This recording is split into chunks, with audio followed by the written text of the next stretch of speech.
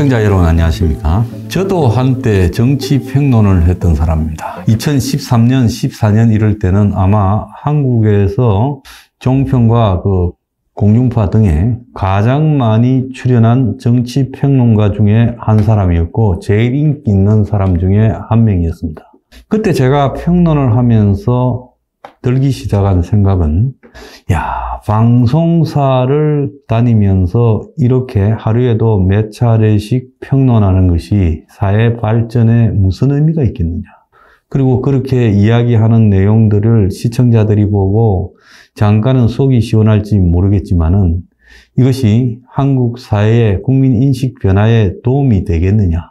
나도 일종의 정치의 엔터테이너화의 소모품으로 전락하고 있는 것이 아닌가 하는 자괴감이 많이 들었습니다. 물론 거리를 다니면 전부 알아보고 식당에 가도 알아보고 지하철에서도 알아보고 사람들이 다 알아보고 이러면 마치 자기가 유명인이 된 듯 싶고 또 언론사에서도 여러 가지로 신경을 쓰는 모습에 우쭐해지는 기분이 드는 것도 사실입니다. 제가 그 뒤에 방송에서 점점 제 소신에 따른 발언을 하기 시작하자 한국 사회의 기득권이 굉장히 불편해져 버렸습니다. 그래서 황장수를 좀 나오지 못하게 해라. 아침에 경제 프로에 좀 재뿌리지 못하게 해라.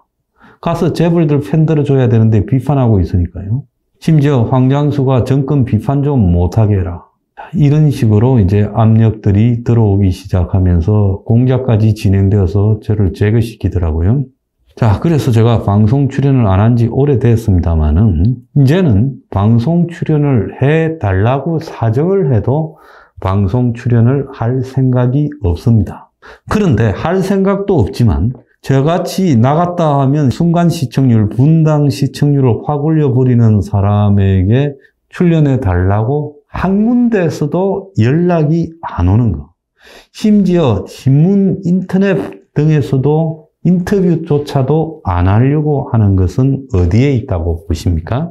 황장수는 이 사회에 합의된 짜고 치는 규칙을 깨는 금기의 인물이다. 이렇게 된 거 아니겠습니까? 그래서 저는 제가 과거에 비해서 알아주는 사람이 적고 또 작은 정당의 대표로 가고 이렇지만 현재 입장이 방송을 떠들던 그때보다 훨씬 떳떳하고 당당하다고 보고 있습니다. 그러다가 제가 방송이 막혀 유튜브를 시작하자 또 유튜브를 휩쓸었습니다. 한때 한국의 모든 엔터테인먼트 포함해서 5위 안에 제가 들었죠. 하루에 제일 많이 봤죠. 제 방송을요. 그러니까 또 칼이 들어왔습니다. 천신만고 끝에 명명만 지금 유지하고 있죠.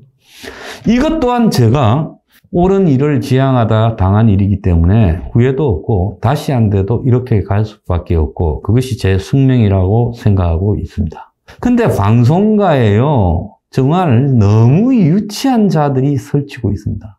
자, 특정한 사람 말 하나를 하루에 몇백 개의 언론 보도로 나갑니다. 진중거이가 한때는 나름 철학자 흉내를 내던 진중근이 저하고 시합하다 도망갔죠.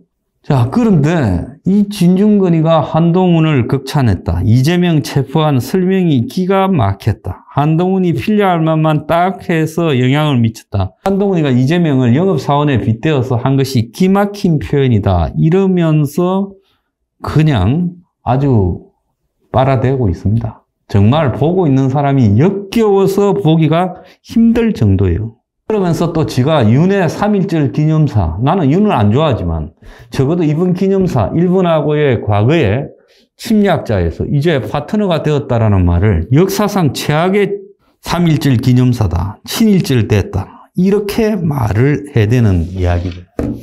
이런 것들을 가지고 야는요, 살기 위해서 저 좌파에서 쫓겨나서 우파 밑으로 구멍을 뚫어서 이쪽에 붙어 살면서 아직도 생각은 이 머릿속은 좌파 쪽에서 가끔씩은 헤엄치고 싶은 모양이에요. 자, 진중은 같은 이런 얄팍한 철학 없고 시류에 따라서 춤을 추는 이런 자들 몇 있죠. 김어준이 또 마찬가지예요. 차라리 진중권이하고 김어준이 정치를 해라.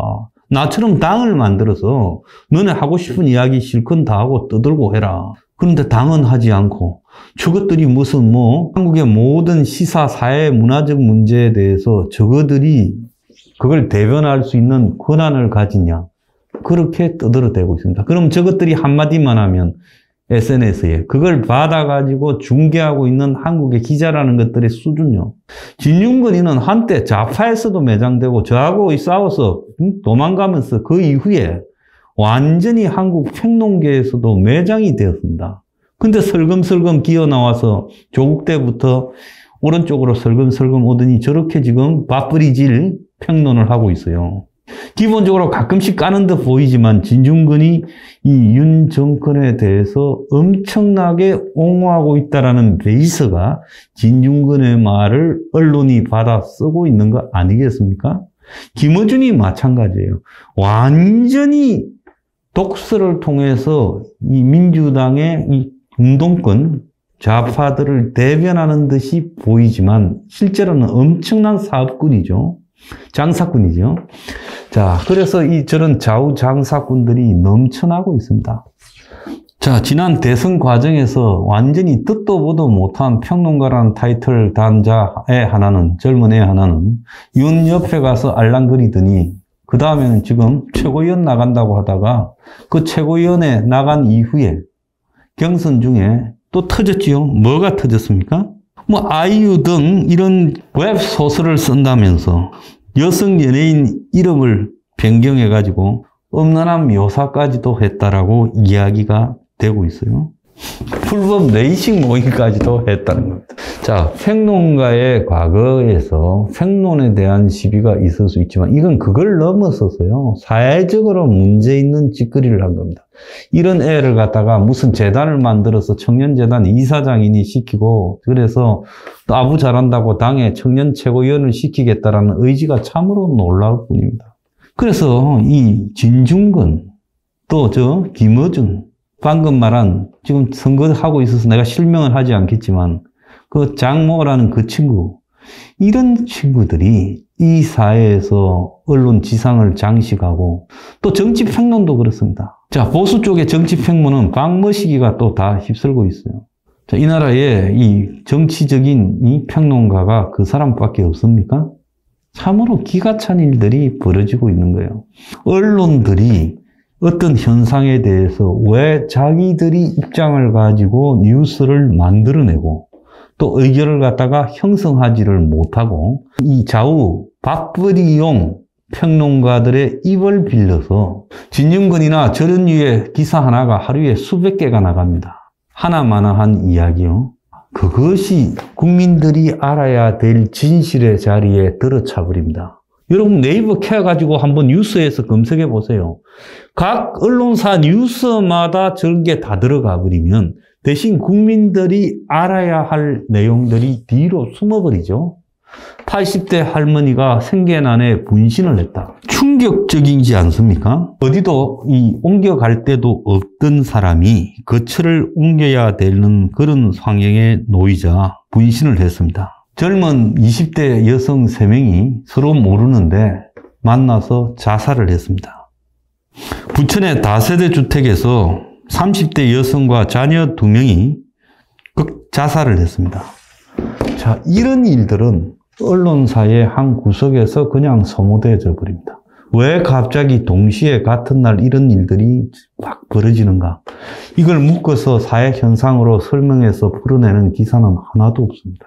기사를요, 고민하고 이렇게 해서 만들어내는 게 아니라 그냥 시류를 따라가면서 얄팍하게 정치평론 장사꾼들의 입을 갖다가 쫓습니다. 그 대가로 국민들은요, 한마디 아무런 가치 없는 아부와 먹고 살기 위해서 편드는 이런 밥벌이용 삼류 허접한 평론가들의 혓바닥 기사를 반복해서 보고 있습니다. 그러면서 국민들이 정치를 바라보고 사회를 바라보는 수준도 같이 저질화되고 있습니다. 이것이 옳은 것이라고 생각하는지 제가 여러분께 물어보고 싶습니다. 자, 언론은 왜 존재하는가? 기사를 생산하고 만들어낼 능력은 없는 것인가? 공부 많이 해서 기자까지 됐다는데 암기만 잘한 것인가?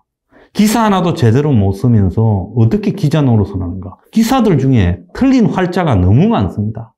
이제 맞춤법도 틀립니다. 정말 우리는요, 갈수록 허접해지는 세상에 살고 있습니다. 옛날에는 기사 하나 활자 틀리면 그 신문사 난리가 났습니다. 요즘은 전부 다 삼류가 사는 모양입니다. We are